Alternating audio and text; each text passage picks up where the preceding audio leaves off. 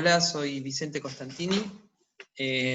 Como no pudimos grabar la parte de contenido más importante de la clase de hoy, voy a intentar resumir y sintetizar lo más importante en esta presentación.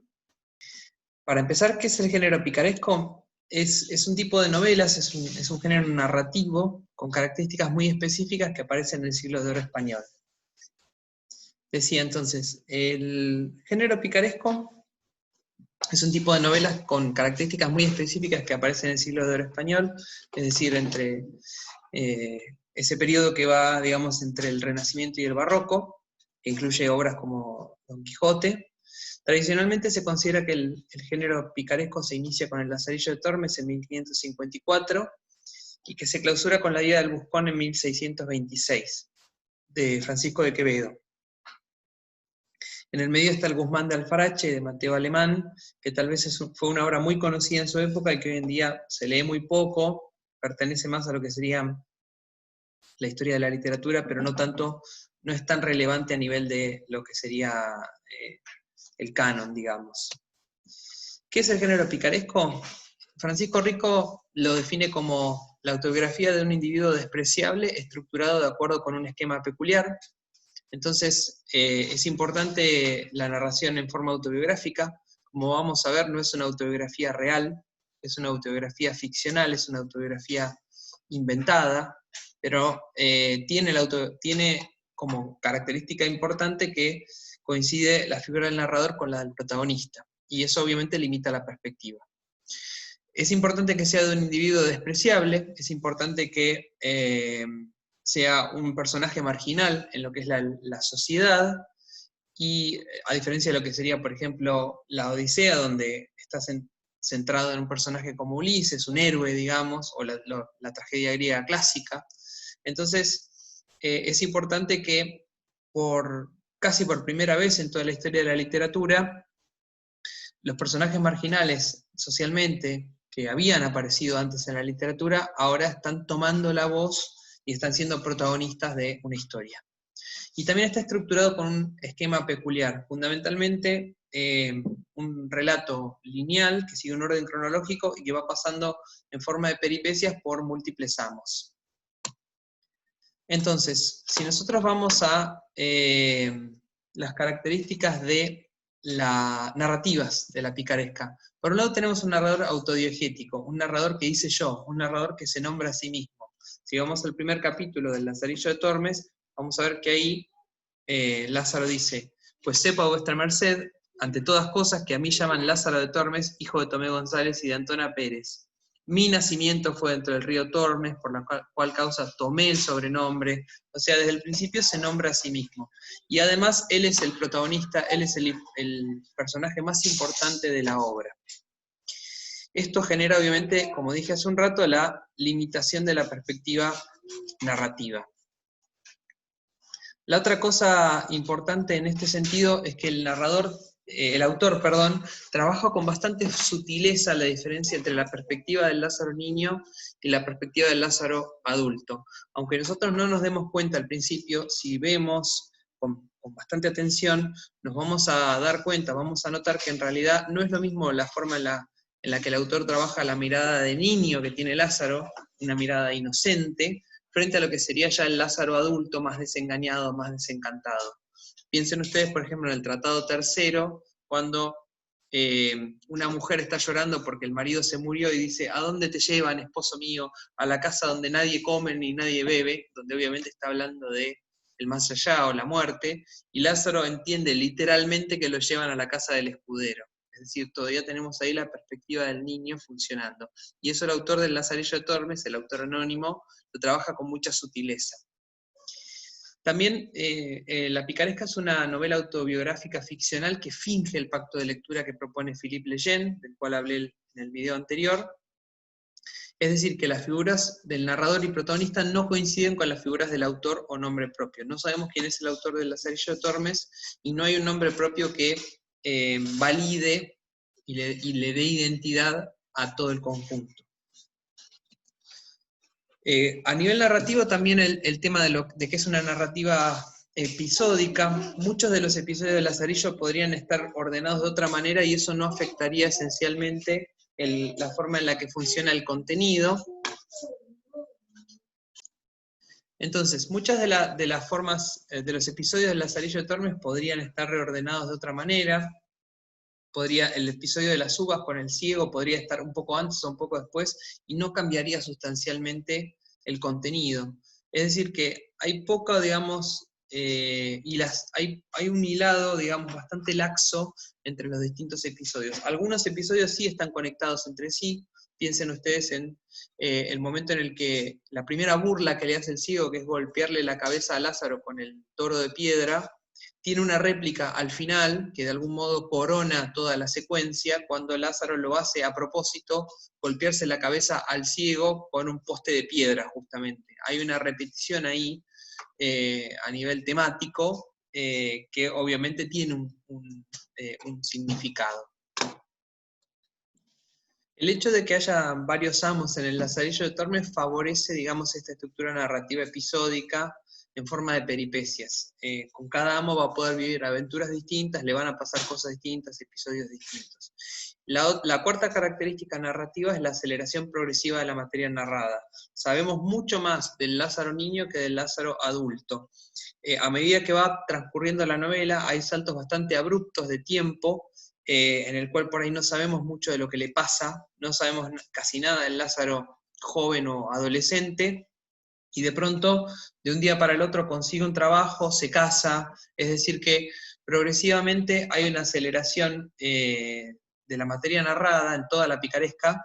Hay quienes han tachado al Lazarillo de Tormes de ser un poco desprolijo en términos del final, pero yo voy a tratar de demostrar que en realidad eso la estructura del Lazarillo es deliberada, que deliberadamente el autor nos cuenta mucho de la niñez de Lázaro y muy poco de Lázaro adulto a propósito. Siguiendo adelante, entonces, algunas características del pícaro. Para eso yo hice una comparación con el género gauchesco. Vamos a ver que la gauchesca tiene algunos puntos en común con la picaresca. Bueno, para empezar, el protagonista de la picaresca es siempre un pícaro, así como el protagonista de la gauchesca es un gaucho, pero no es suficiente esa característica, tiene que haber otras características para ser el género. No todos los relatos que tienen un gaucho protagonista pertenecen a la literatura gauchesca, así como no todos los relatos que tienen una figura como el pícaro pertenecen a la literatura picaresca. En ambos casos tenemos un letrado, alguien que sabe leer y escribir, que toma la voz de personajes marginales, que típicamente no tienen una voz propia en literatura. Entonces, si tomamos el caso de José Hernández, de Francisco Quevedo o del autor anónimo del Lazarillo, vemos a un autor que sabe leer y escribir y que inventa un autor analfabeto, un autor que no es un letrado, para darles el lugar central, para otorgarles una voz y permitirles hablar. Recuerden el verso del Martín Fierro: yo no soy cantor letrado, mas si me pongo a cantar.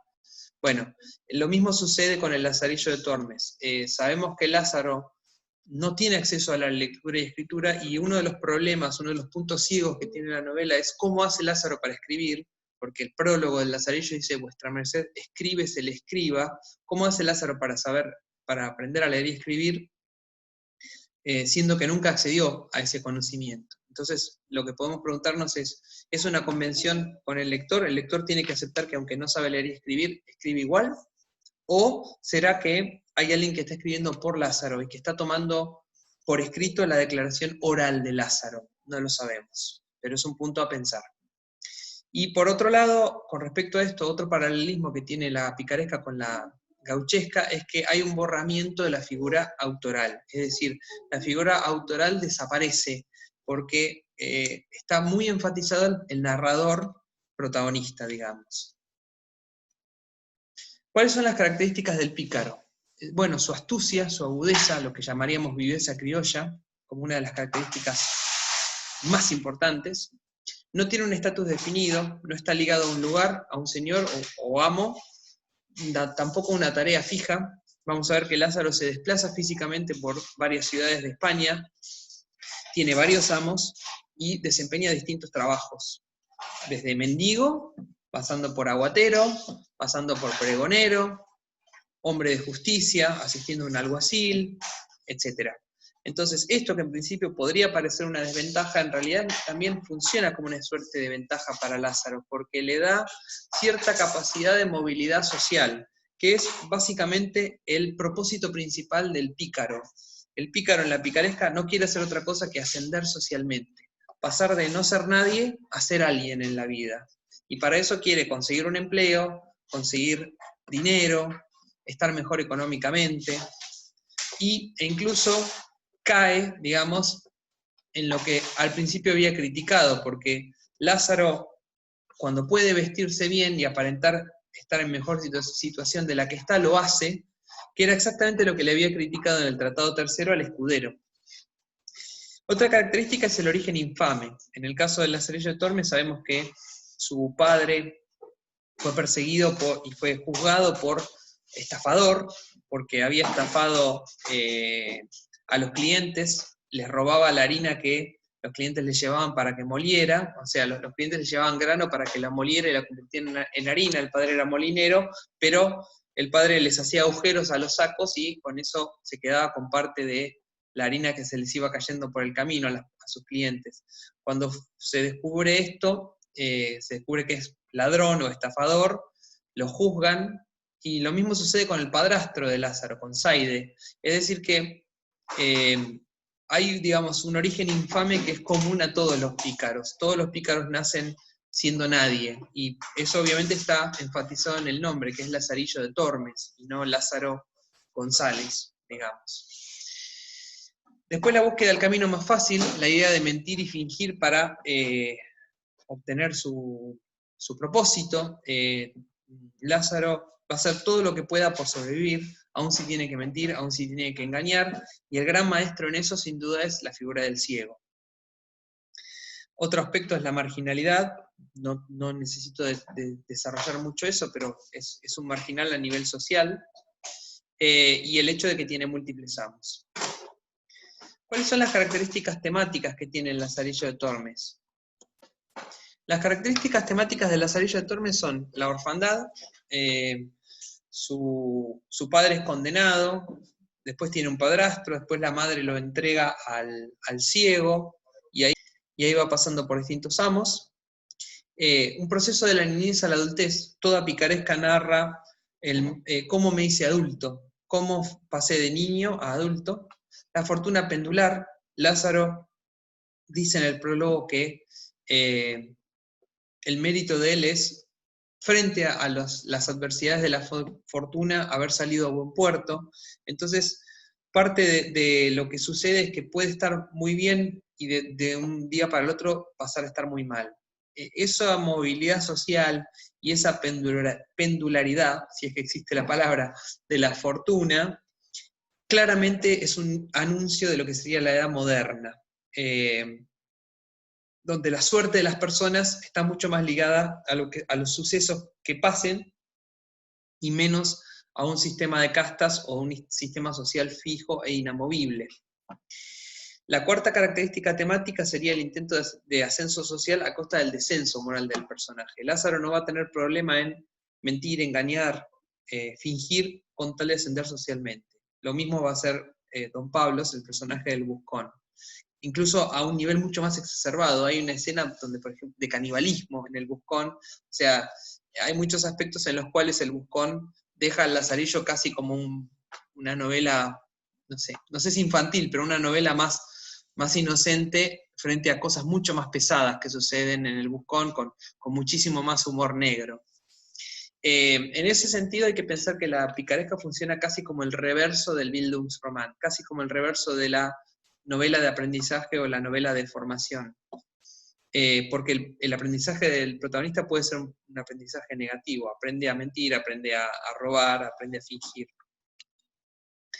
La quinta característica temática sería el estado final de deshonor, que sería el caso, en el Lazarillo de Tormes, el caso judicial al que está sometido Lázaro es precisamente la infidelidad de su esposa. Entonces, de algún modo, el comienzo del Lazarillo de Tormes, el hecho de que Lázaro tenga que dar cuenta de lo que le pasa frente al destinatario, a este tal vuestra merced, o al narratario destinatario o narratario serían sinónimos en este caso, el hecho de que tenga que dar cuenta de lo que pasó, de algún modo implica que está complicado frente a la justicia, y que una de las hipótesis más fuertes que hay para interpretar el Lazarillo de Tormes es que él está prestando testimonio ante la justicia, tal vez ante la Inquisición. Es decir, que tenemos todas las razones del mundo para desconfiar de Lázaro y pensar que tal vez no nos está diciendo siempre la verdad, porque tal vez su propósito sea mentir o fingir para salvar ese estado final de deshonor que tiene la novela. El problema es que en realidad no sabemos qué pasa después. La novela tiene un final abierto, entonces no sabemos exactamente qué va a pasar con Lázaro. Una sexta característica es la crítica moral a la sociedad. Si ustedes prestan atención van a notar que hay una profunda crítica a la Iglesia como institución, una crítica a la eclesiástica, digamos, y ha sido leída como novela anticlerical. Muchas de las figuras eclesiásticas del Lazarillo de Tormes salen muy mal paradas, y de hecho esos son los tratados que han sido censurados, y eso nos permite también ver qué era lo que molestaba del Lazarillo de Tormes en su época. Y por último, el tema del hambre como leitmotiv, o sea, como motivo central o asunto que se repite. Sobre todo en los 3 primeros tratados, el hambre que padece Lázaro es el motivo que también guía sus actos. Todo lo que hace, lo hace por la supervivencia, para conseguir algo para comer y sobrevivir. Eso está sobre todo enfatizado mucho en el Tratado Segundo, donde se juega mucho con la idea de vida y muerte, ¿no? Piensen ustedes en el momento en el que el clérigo era convocado a dar misa en los velorios, y en esos momentos se ofrecía comida para los asistentes. Entonces Lázaro dice con mucha ironía que alguien tenía que morir para que él pudiera vivir, que cada vez que alguien sobrevivía, él se moría. Hay un juego conceptista, digamos, entre las ideas de vida y muerte muy fuerte y muy divertido también en ese tratado, que creo que es una de las características interesantes de la picaresca. La picaresca cuenta historias terribles, pero el autor del Lazarillo tiene la astucia de hacer que nosotros nos riamos de lo que sucede, no que nos compadezcamos. Y yo creo que por eso tiene también tanta fuerza la picaresca, porque la picaresca primero nos hace reír, pero después nos hace reflexionar. Tal vez si fuera simplemente un relato emotivo, miserabilista de un niño pobre, se notaría mucho más la voz del autor compadeciéndose del personaje. Como en ese sentido la narración es bastante cruel a veces y bastante áspera, creo que eso, y de a ratos también muy graciosa, muy divertida, esa especie de crueldad la combinación entre crueldad, risa, humor negro, para mí le da un atractivo muy particular a la picaresca, que hace que después, tomando distancia, podamos reflexionar sobre la situación social del personaje y la crítica que hace a la sociedad. A veces la hace a través de la risa. Me parece también que en ese sentido el autor entendió que tal vez la risa era la forma de evadir la censura. Si uno hace pasar por humor algo, a veces puede lanzar dardos mucho más venenosos que haciendo una crítica directa, que hubiera sido censurada de manera mucho más inmediata. Esta es la bibliografía, por un lado, para una revisión del concepto de novela picaresca de Fernando Lázaro Carreter, y la novela picaresca y el punto de vista de Francisco Rico, 2 hispanistas sumamente prestigiosos. Y para responder la pregunta de una compañera de Silvia que hizo durante la clase, ¿qué otras novelas tiene la picaresca como género?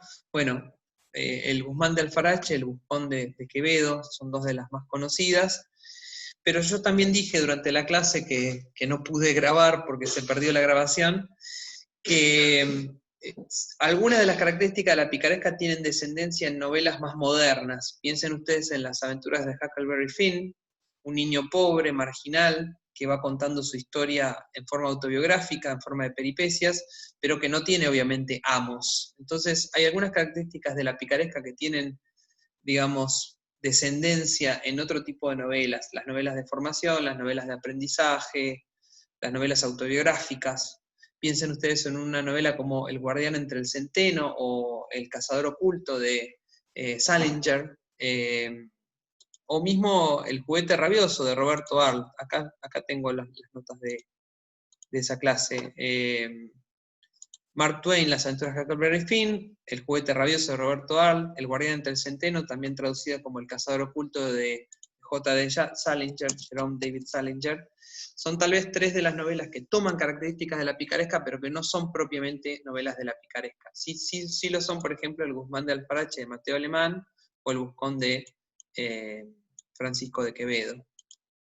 Eso sería todo por ahora. Estas son algunas de las características más importantes de la picaresca. Lamento que se haya perdido la grabación original, porque eso le da una espontaneidad más interesante a la clase, pero bueno, con esto al menos se puede recuperar algo de los contenidos que desarrollé en la clase de hoy.